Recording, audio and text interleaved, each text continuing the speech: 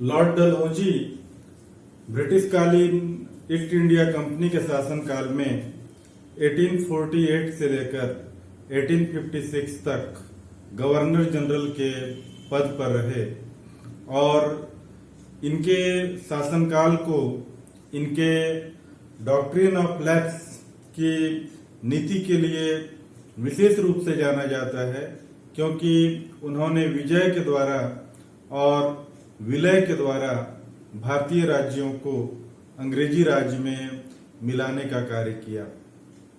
Lord Dalhousie Bharat के युवा governor जनरलों में गिने जाते हैं, लेकिन इनके शासनकाल के दूसरे पक्ष की अगर हम बात करें तो हम इसमें विशेष रूप से ये पाते हैं कि लॉर्ड डलहौजी ने भारत के आधुनिकीकरण की एक आधारशिला इन्होंने अपने शासनकाल में रखी और ऐसे सुधारात्मक कार्य इन्होंने किए कि 8 वर्षों में बहुत सारा रिफॉर्म्स लॉर्ड डलहौजी ने किया था। आइए हम लोग बात करें कि लॉर्ड डलहौजी ने अपने गवर्नर जनरल के रूप में कार्य करते हुए क्या क्या सुधार भारत में इन्होंने अपने अधिकार क्षेत्र में आने वाले एरिया में इन्होंने किया था। सबसे पहले बंगाल में गवर्नर जनरल जो हुआ करते थे उन्हें 1833 के एक्ट में भारत का गवर्नर जनरल कहा गया। विलियम बेटिक पहले गवर्नर जनरल बने और भारत के, और बंबई और मद्रास प्रेसिडेंसी भी उनके अधीन कर दी गई। इस क्षेत्र में जब हम प्रशासनिक सुधारों की ओर ध्यान आकृष्ट करते हैं तब डलहौजी के समय में यह बात देखने में आती है कि गवर्नर जनरल का कार्य क्षेत्र बढ़ चुका था, कार्यभार बढ़ चुका था।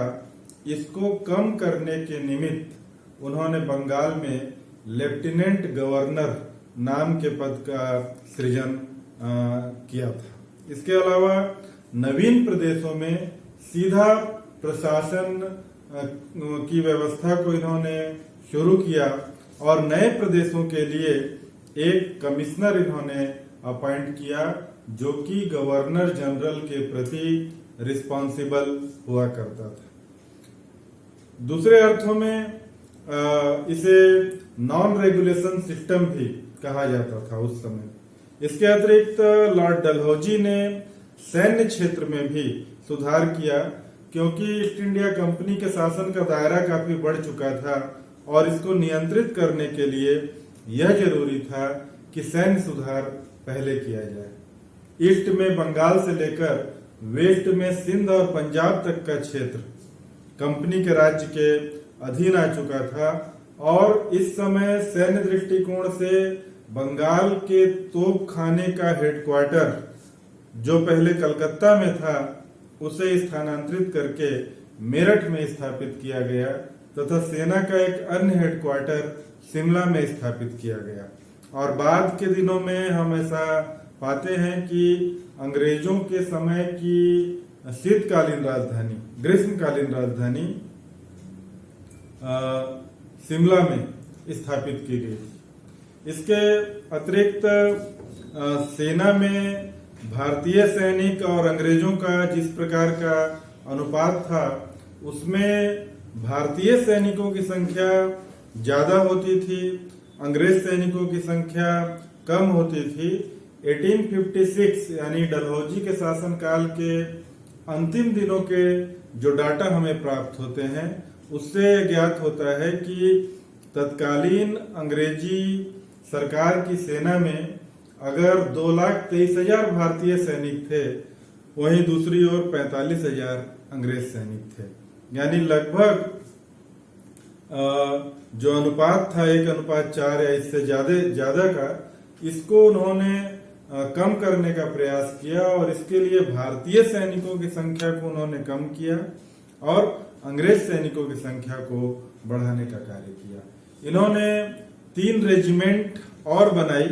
इसके अलावा पंजाब में एक अनियमित सेना भी इन्होंने रखी ताकि पंजाब को नियंत्रित किया जा सके। और डलहौजी के ही शासनकाल में 1852 में पंजाब का विलय कंपनी के राज्य में किया गया था। साथ ही साथ इन्होंने गोरखा रेजिमेंट की संख्या बढ़ाई, सैनिकों की संख्या बढ़ाई और हमें जहां तक स्मरण होता है कि 1857 की क्रांति के दमन में इसी गोरखा रेजिमेंट ने कुछ महत्वपूर्ण भूमिका अंग्रेजों की तरफ से निभाई थी। लॉर्ड डलहौजी के शासनकाल के सुधारों में उसके शैक्षिक सुधार को बड़ा इंपॉर्टेंस दिया जाता है, क्योंकि लॉर्ड डलहौजी के समय में जो भारत में अंग्रेजी शिक्षा का विकास हो रहा था, उसमें मैकाले की शिक्षा नीति के बाद 1854 का डिस्पैच जो कि डलहौजी के शासनकाल में आया था, सर चार्ल्स वुड इसके अध्यक्ष थे और इस डिस्पैच को वुड डिस्पैच कहा गया। इस डिस्पैच को भारतीय शिक्षा का मैग्ना कार्टा भी कहा जाता है। इसमें एक बात कही गई कि प्राइमरी एजुकेशन से लेकर विश्वविद्यालयीन शिक्षा तक का एक प्लान तैयार किया गया और इसी के मार्फत अनेक स्थानों पर एंग्लो वर्नाक्यूलर स्कूल, गवर्नमेंट के कॉलेज और 3 प्रेसिडेंसी जो तत्कालीन समय में थे, कलकत्ता, बंबई और मद्रास, यहाँ पर लंदन विश्वविद्यालय की तर्ज पर विश्वविद्यालय की स्थापना करने की बात कही गई। साथ ही साथ कानून और सिविल इंजीनियरिंग के एजुकेशन की भी व्यवस्था डलहौजी के समय में की गई थी। डलहौजी के समय में आवागमन के साधनों के विकास के मद्देनजर जब हम ट्रेन की बात करते हैं, ट्रेन दुनिया में सबसे पहले इंग्लैंड में मैनचेस्टर से लिवरपूल के बीच चली 1830 के आसपास बताया जाता है और महज 23 साल बाद 1853 में 16 अप्रैल को बंबई से ठाणे के बीच 34 किलोमीटर की लाइन बिछी। इसके बाद कलकत्ता से रानीगंज, कराची से लाहौर और अनेक स्थानों के लिए रेलवे लाइन के विस्तार की योजना भारत में क्रियान्वित की गई और इस रेलवे के निर्माण से इतिहास का एक बहुत बड़ा जुड़ाव हमें देखने को मिलता है। 1856 में 2 भाई जेम्स और विलियम बर्टन जब कराची से लाहौर के बीच रेलवे लाइन का विस्तार कर रहे थे, तब उन्हें कुछ ईंटों की आवश्यकता पड़ी। पास ही में एक उन्हें टीला दिखा और जब वहां से उन्होंने ईंट निकालना शुरू किया तो परत दर परत ईंट वहां से उन्हें प्राप्त हुए और उन अंग्रेजों को ऐसा लगा कि यहाँ पर कोई पुराना खंडहर या सभ्यता हो सकता है, लेकिन लाइन आगे बढ़ गई, बात वहीं समाप्त हो गई। लेकिन फिर भी जब हम हड़प्पा सभ्यता के प्रकाश में आने की चर्चा करते हैं तो उसमें हमारा ध्यान उस ओर जाता है। 1826 में चार्ल्स मैसन ने, फिर 1853 में कनिंघम ने, 1856 में जेम्स और विलियम बर्टन ने, जिसकी चर्चा अभी हम कर रहे थे, और पुनः 1873 में कनिंघम ने, फिर 1912 में फ्लीट ने इसके बारे में काफी कुछ लिखा। तत्पश्चात 1920-21 में सर जॉन मार्शल के निर्देशन में राखाल दास बनर्जी और दयाराम साहनी के द्वारा हड़प्पा और मोहनजोदड़ो में उत्खनन का कार्य किया गया और इस इतिहास के सामने आने से हमारे देश का इतिहास लगभग 2000 साल पीछे और चला गया। इसके पहले वैदिक युग से इतिहास को आरंभ किया जाता था, लेकिन अब हम वैदिक युग से भी पहले हड़प्पा सभ्यता के इतिहास को पढ़ते हैं, उसकी अलग चर्चा है। लेकिन बहरहाल जो हम डलहौजी के शासनकाल में रेलवे के विकास की बात कर रहे थे, उससे जहां एक और आवागमन के साधनों का विकास हुआ, वहीं भारत का एक राज्य दूसरे राज्य से जुड़ने के कारण व्यापारिक सुविधाओं का विस्तार बहुत ज्यादा हुआ। रॉ मटेरियल अब भारत के सुदूर अंचलों से बंदरगाह तक आने लगे और निर्मित सामान बंदरगाह से भारत के कोने कोने तक पहुंचने लगे।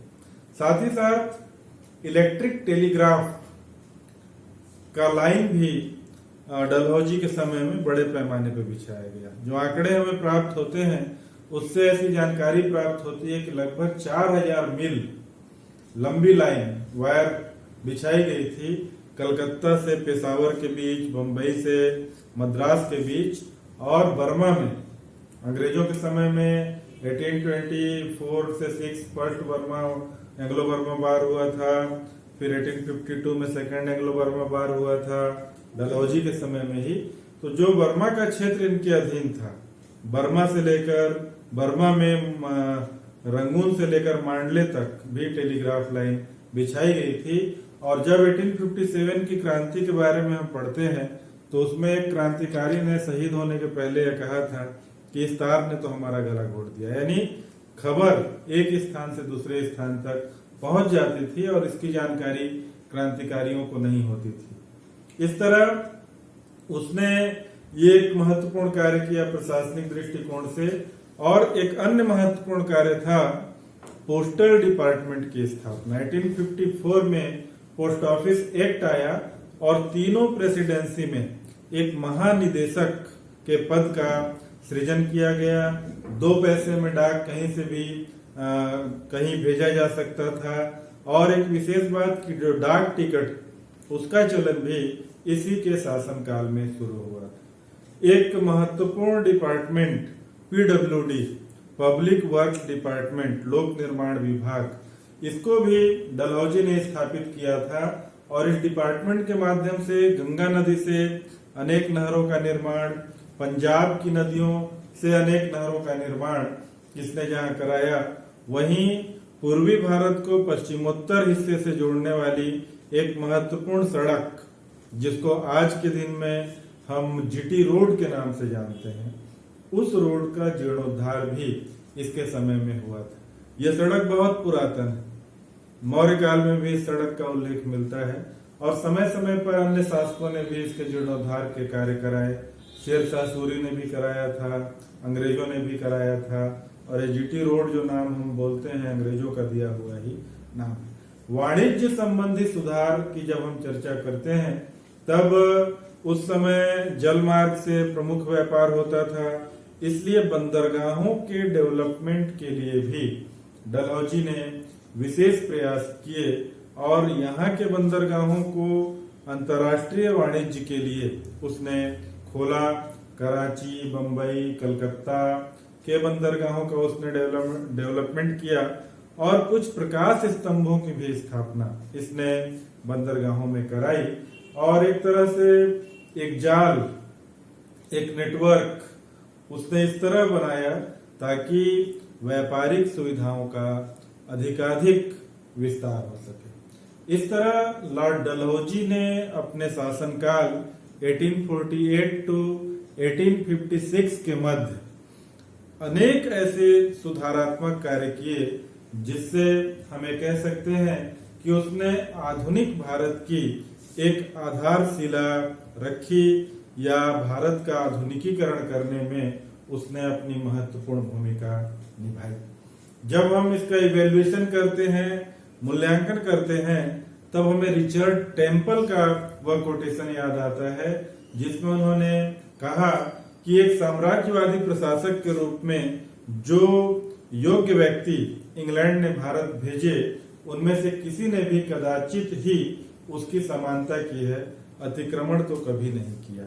इस तरह डलहौजी को हम जहां एक ओर उसके डॉक्ट्रिन ऑफ लैप्स की नीति के कारण जानते हैं, वहीं दूसरी ओर हम उसके सुधारात्मक कार्यों के मार्फत भी उसको जानने का प्रयास करते हैं। Thank you.